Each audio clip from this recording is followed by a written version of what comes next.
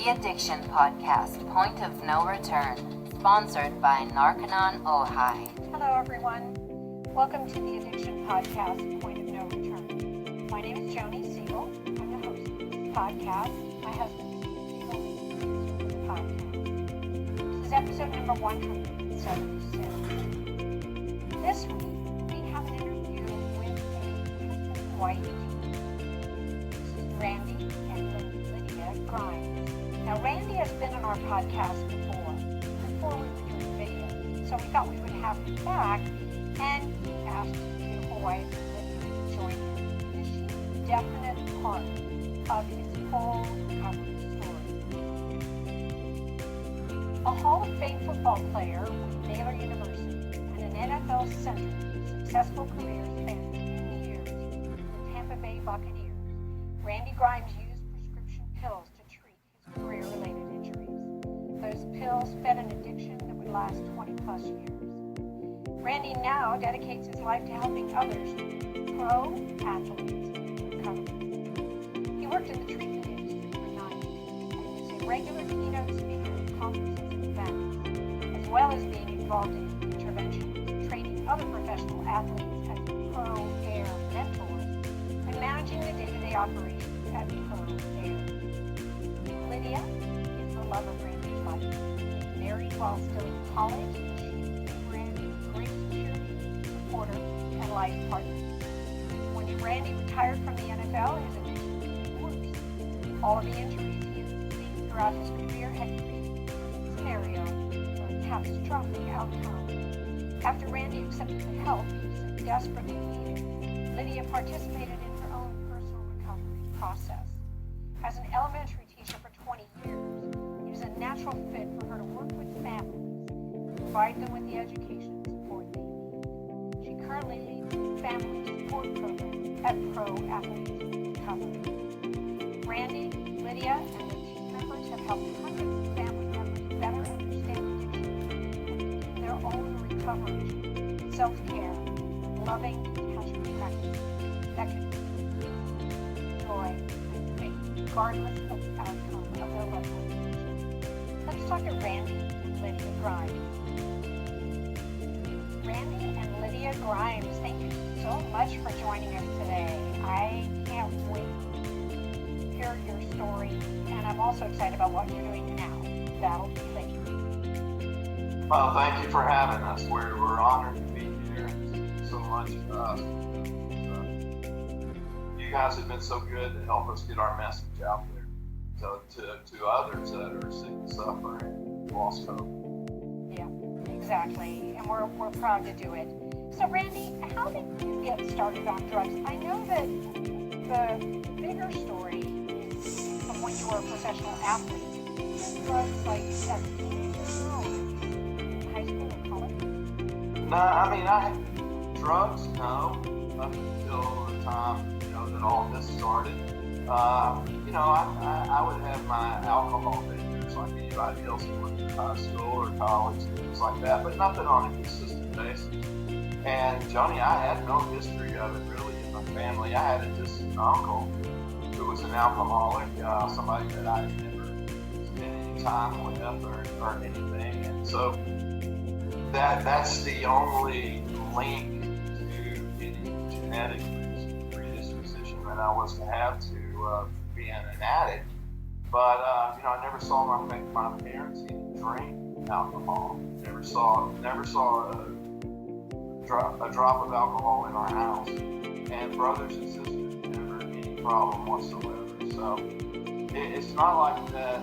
I had this genetic curse that I was going to have to overcome. It was more like it was strictly environmental for me. Right. So then tell me how your drug use started. Well, I mean, I was that guy. I was drafted by the Tampa Bay Buccaneers in the second round. I was the 45th player selected in the 1983 draft. And, I was just so excited to be coming to Tampa. I'm an East Texas boy who played at Baylor University. So the opportunity to come to a seaside community in Tampa, Florida was huge for us. And, I'd never spent a lot of time at the ocean or had I ever been there. But, one thing that I was always good at was keeping my mouth shut and listening. And when I got in that locker room at Tampa Bay, at one Buck place, that's what I did. I kept my mouth shut and I listened. I listened to the older guys. I wanted to know how they were able to year after year after year play a kid's game, be their family. It still blew my mind that somebody could pay me to play a game that I love so much and would have gladly played for free. So, one of the things that I learned to do by listening was do whatever I had to stay out on the field. And what that looked like for me was taking handfuls of painkillers every day to not only get to practice, but games and to sleep at night, through the throbbing injuries and so forth. And, I looked at it like a necessary evil. I'm getting it from the team trainer, so it must be okay. Or, I'm getting it from my teammates, so it must be just the culture of the NFL. I've got fans outside who will get anything that I want, all I have to do is ask. So, those are the ways that I justified what I was calling evil, to stay out on the field, not let anybody else get in my position, not miss practice, not be the guy who's always on the injury report, not be the guy who's always waiting in line to see a doctor or a trainer back there, because that's a reputation you never get away from the rest of your career. So I was determined to not be that guy. So I would just self-medicate, and I would play myself right through those injuries, through that pain and everything else. And that's how it started. Wow. Lydia, were you around when this was going on, the first part of his NFL career? Were you guys together then?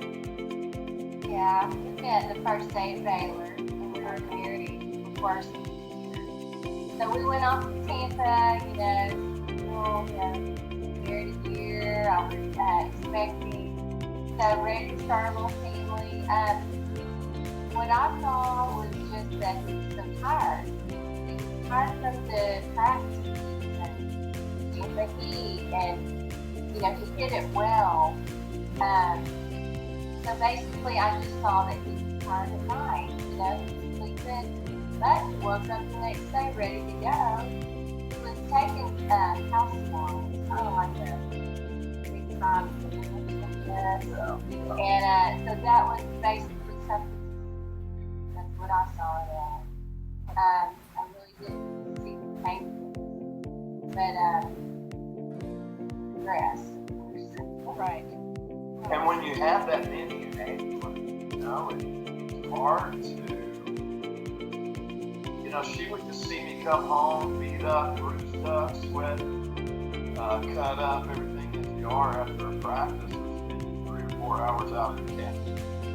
I would come home and just crash on the couch or in bed, and that's what she saw, and it made sense because of all that I had been through that day. And, when you've got an open drug safe in the locker room, when you go and just get whatever you want out on a daily basis, or when you've got trainers who are dispensing, off-label dispensing, as you walk out the door, then,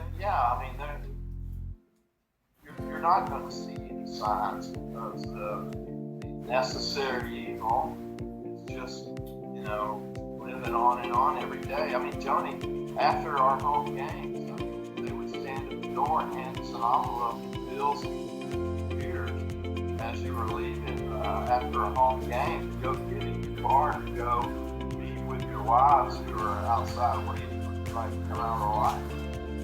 What other profession does that?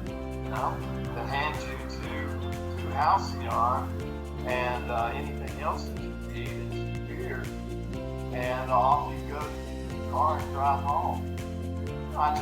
Back then, I didn't think anything up. It was, all right, thanks for helping me get through the night. I'll see you guys tomorrow, and we'll do the whole thing over again. Wow. Did it affect your ability to play, Randy, do you think? That's the crazy thing about it is the last 2 years of my career, I played 10 years. I had a great career in the league, but the last 2 years, I would be home at night after a home game, and a game that I played started at 1 o'clock. Maybe I got out of the locker room back home by 6 or 7, and I would finally start coming around 10, 11, 12 at night. I'd start waking up on my couch at home and realize I'd played an entire NFL football game. 60, 70, 80 offensive plays at the center. And I didn't remember any of it.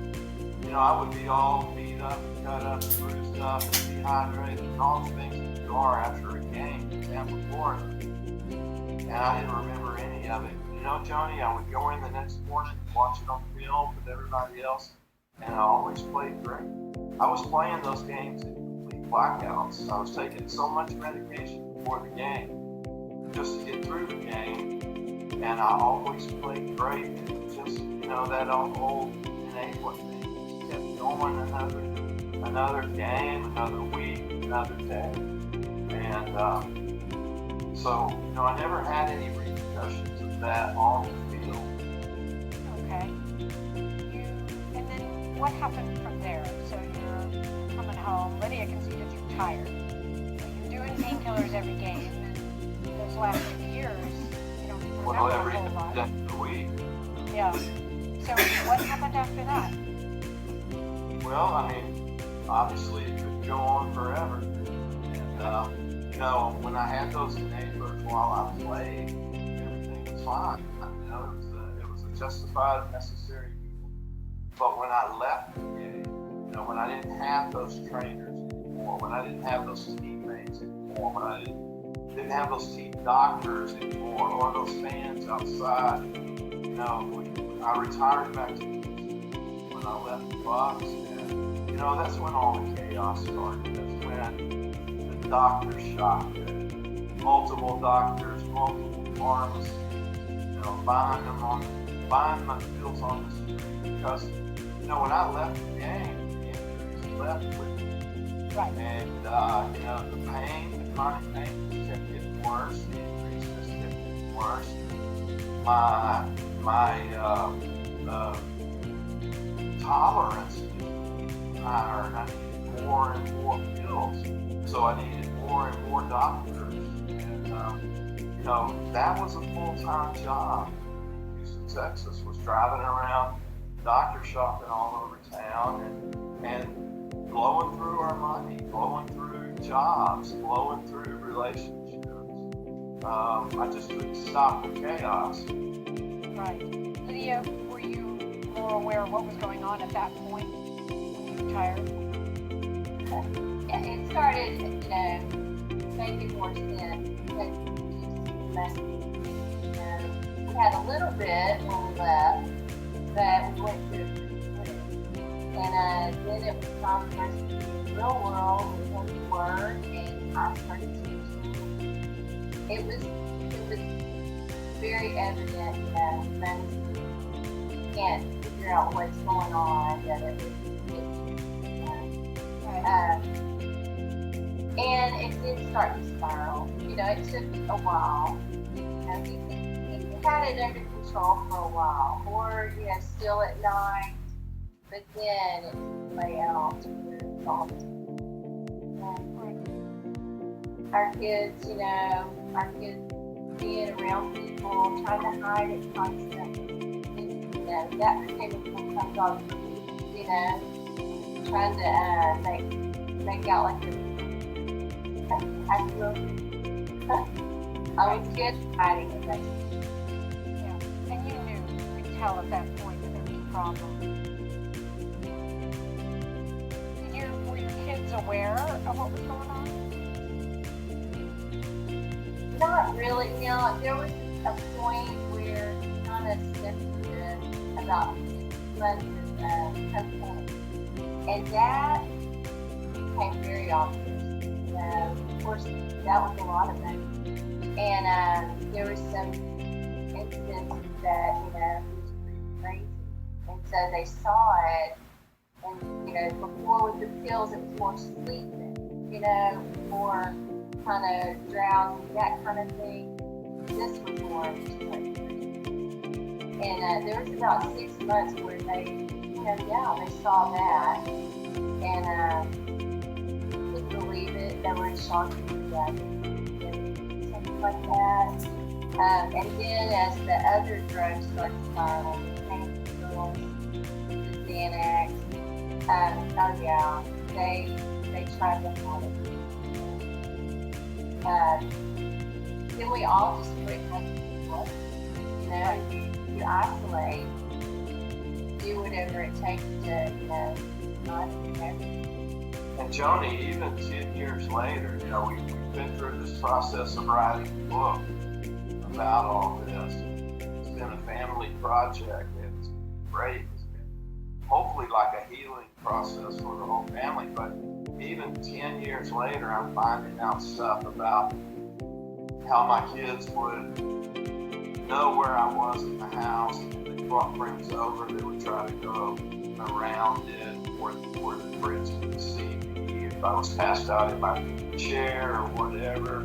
Or something else that I had never heard that Lydia was talking about in the book was, you know, my son had become so, what's the word, so desensitized by, you know, I had an accidental overdose once, and, you know, they called 911, and he would just nonchalantly walk out in the yard and flag down the ambulance and walk back in and continue doing whatever he was doing. It was just, you know, they had done it so many times before that. On benzos, when you run out or you're trying to get off, which you would try to do on the phone, you have seizures. And so he was having all of these seizures, and the children could see it, and, you know, scared us to death, you know. Really hard to watch. But you call 911 or get into the hospital over and over and over, and after a while, it become like ready to walk out the street in motion ambulance, you know. That's how long it went on. The crazy. Yeah. And like I said, I tried to hide it, but then there was him, you know, nodding off the church and fluttering at the relief bill. I mean, it was things I just couldn't control it anymore, because he got to where he wasn't just the time, it was all the time. You know, at work, losing the jobs because of, I was going to say, hard to hold down a job when you're nodding off and all of that. And I justified even back then doing what I was doing all over Houston, because I was present. I was present for everything. I was coaching Little League. I was going to church. I was going to volleyball games for my daughter. You know, I justified it because I was present. But to be honest, I was never present. You were physically present, but right. not emotionally and spiritually present. Right.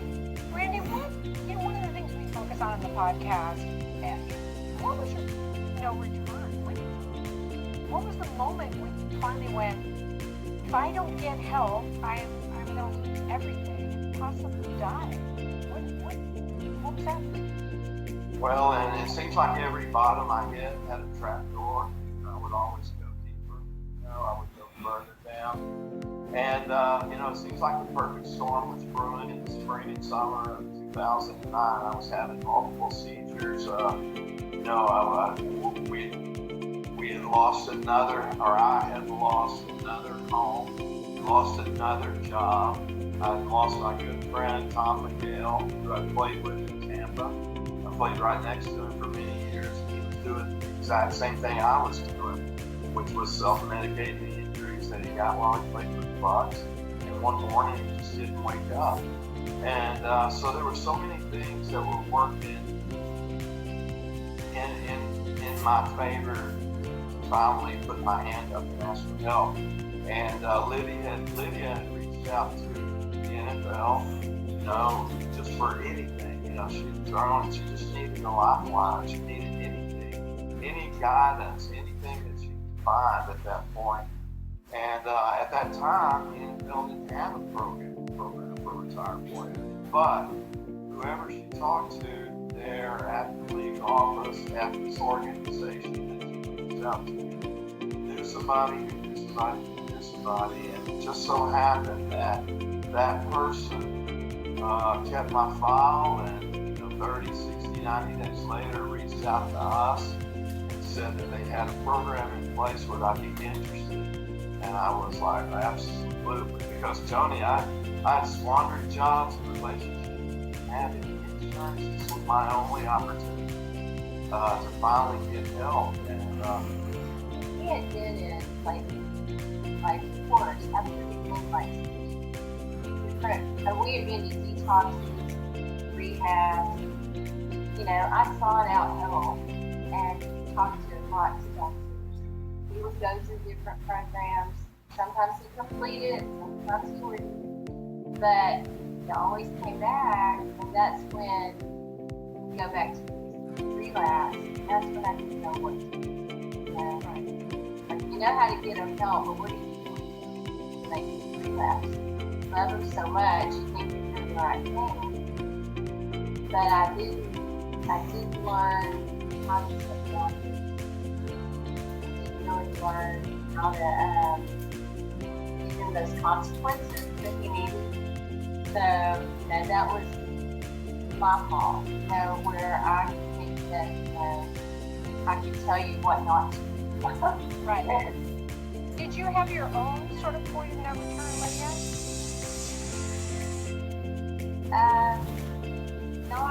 I was just so tired. I was working, raising kids, paying our bills. Trying to just make it. But I couldn't make the house,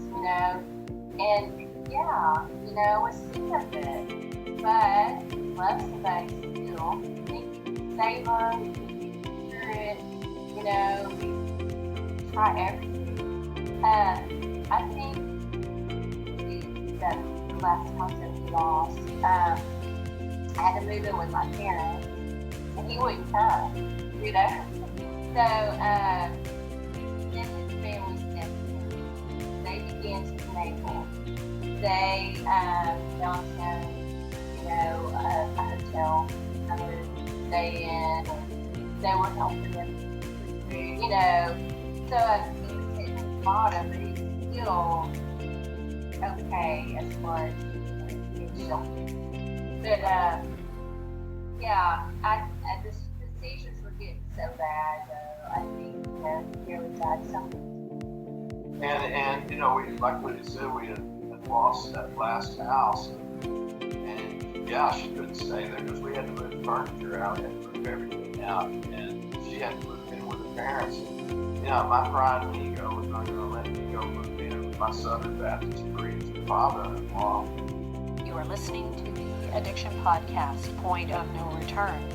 For more information on the podcast, or to reach out if you have a story you would like to share with us, go to our Facebook page by the same name, or you can email us at theaddictionpodcast@yahoo.com, or go to our website, theaddictionpodcast.com, or call us at 727-314-7080. And please remember to subscribe to our podcast wherever you listen to podcasts and give us a 5-star review. For more information on our sponsor, Narconon Ojai, visit their website at narcononohai.org. That's narcononojai.org.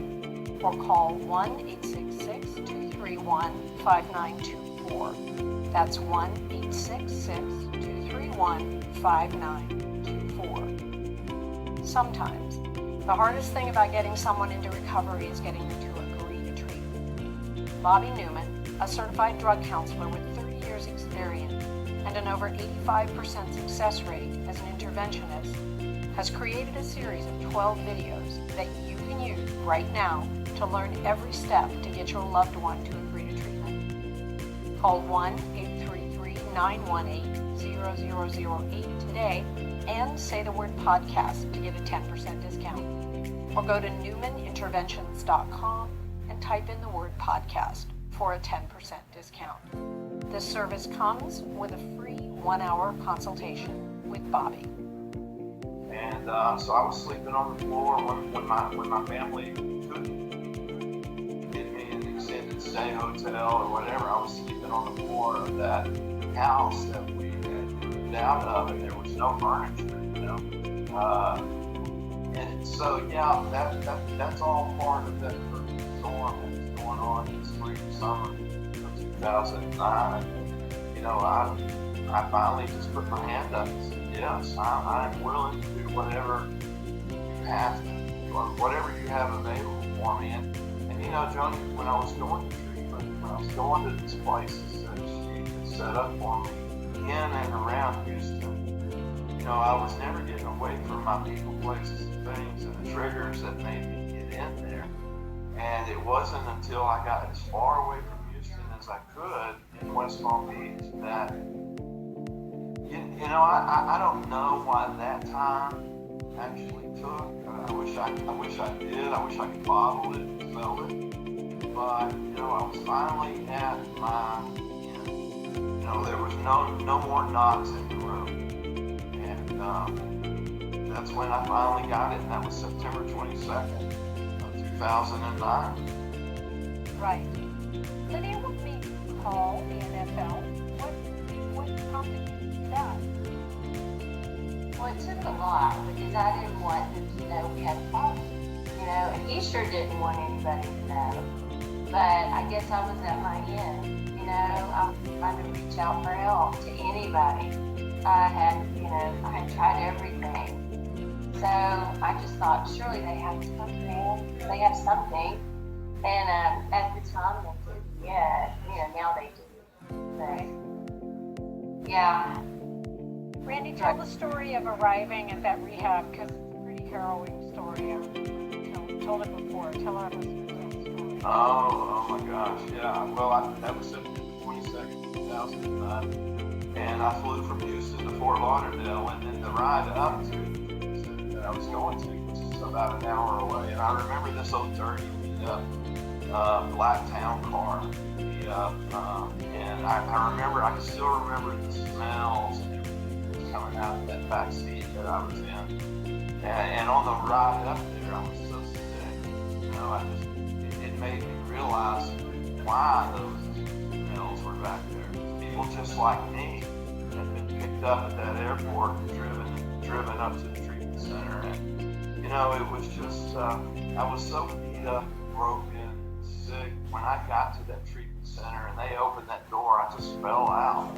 I fell out of that car, and I had about another 30 or 40 feet to go to get through the door. And I crawled on all fours to get in that door that night. And I remember it like it was yesterday. I don't remember much about that night, Joanie, but I remember hearing somebody say, Randy, in order to do this thing, you've got to have the desperation of a drowning man. And I knew that I was in for the fight of my life when I heard that. It has an impact on me. And I consider myself a pretty tough guy. I've been in a lot of battles in NFL, college, high school. My entire sports career has been a battle with people, and I've been pretty successful at that. I thought I was a pretty tough guy, but crawling in the door that night was the hardest thing that I did, that I've ever done, and I knew that I was in the fight of my life. But you did it, and that's the important thing. And you've been clean and sober since then. Almost 11 years, 10 and a half years. 10 and a half. So it's well done. And in my viewpoint, I'm just going to say this.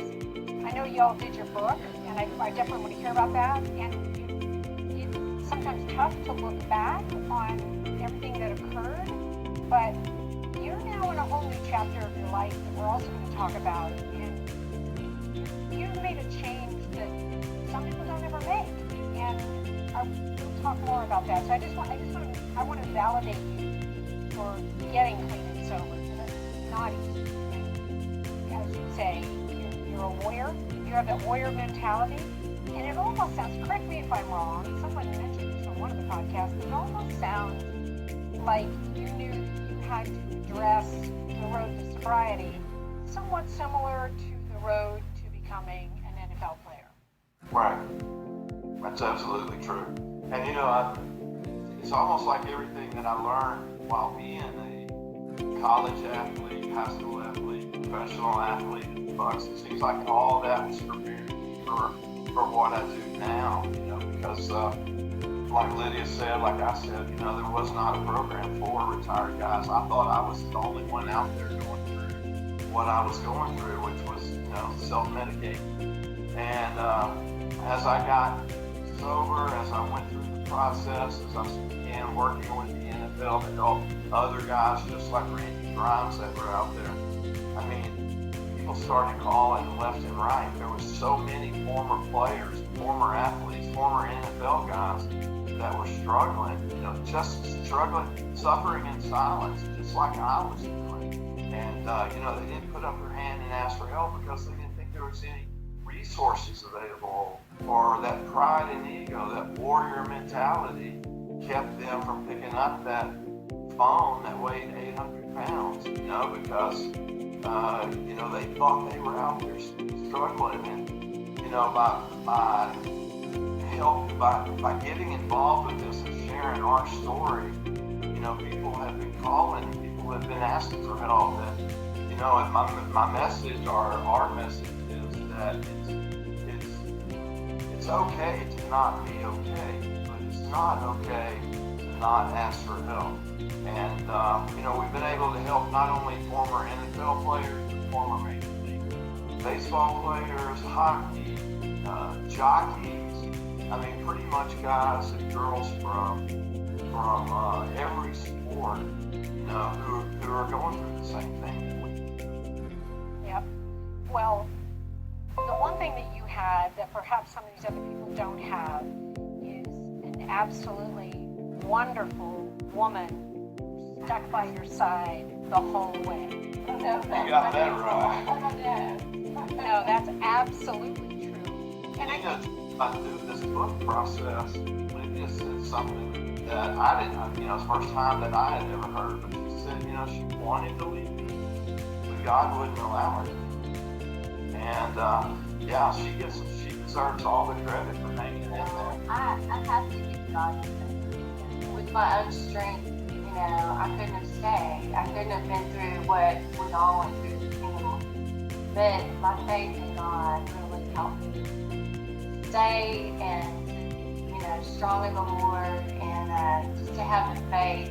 And I feel like, He even gave me the vision that He's going to restore my family. He's going to bring it, and that we're going to use this someday to help others. Because I didn't see that He would ever allow us to go through something like this, to where we couldn't use it to help others.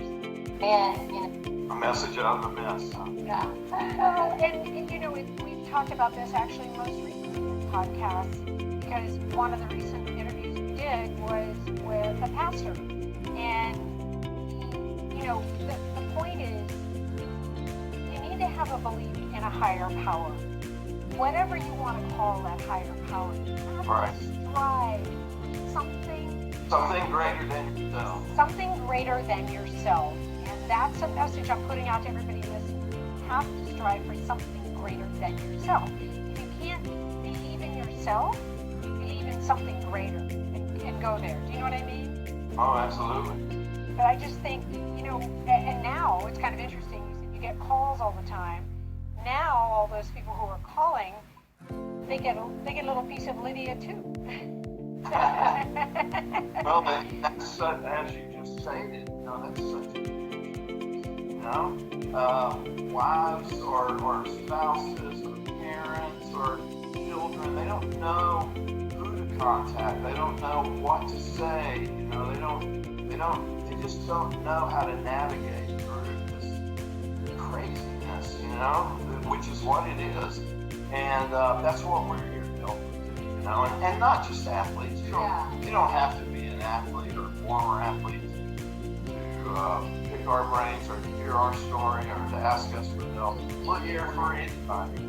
Yep. And I think that's huge, because I think most often the hardest thing to do is to ask for help, and then sometimes people don't know where to go for help. And your organization, Pro Athletes in Recovery, Pro AIR, you're a resource for these people. Tell me how people can reach your organization. Well, the website, which was just recently completed, we're so proud of it. It's called proathletesinrecovery.org. Go check it out. Look at all the different things and the opportunities for people to not only donate, but also be involved with the organization. And then, of course, you can find me on Facebook at Athletes in Recovery. And also, our Facebook page, Sober Center 60 on Instagram, and Twitter. But we're trying to make it as possible to reach out and to get resources, to get help.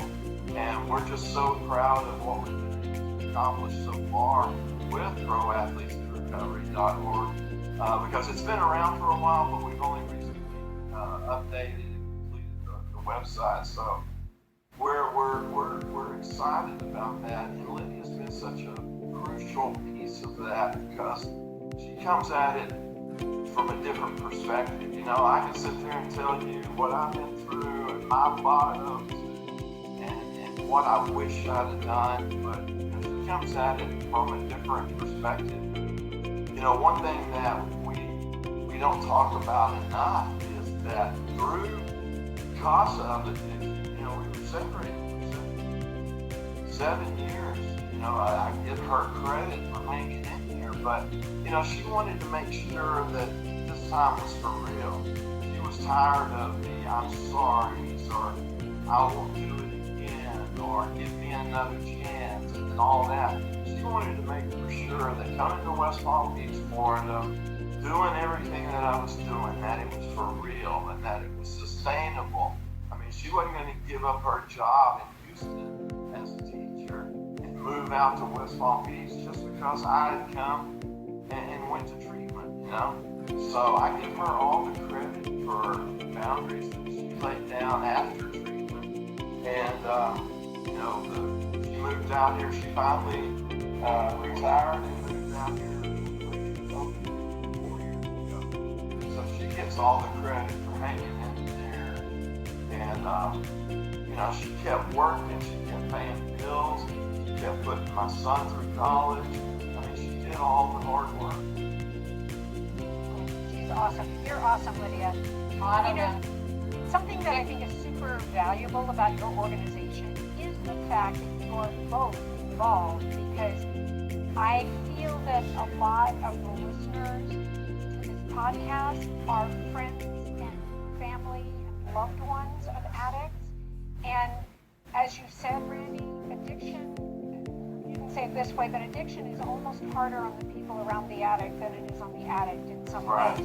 And so there may be an addict who's in recovery or needs to get into recovery who will relate to you, but there may be a mother, wife, daughter, son of an addict who will relate better to Lydia and what she went through and have questions for her. So how did you deal with this, or how did you deal with that?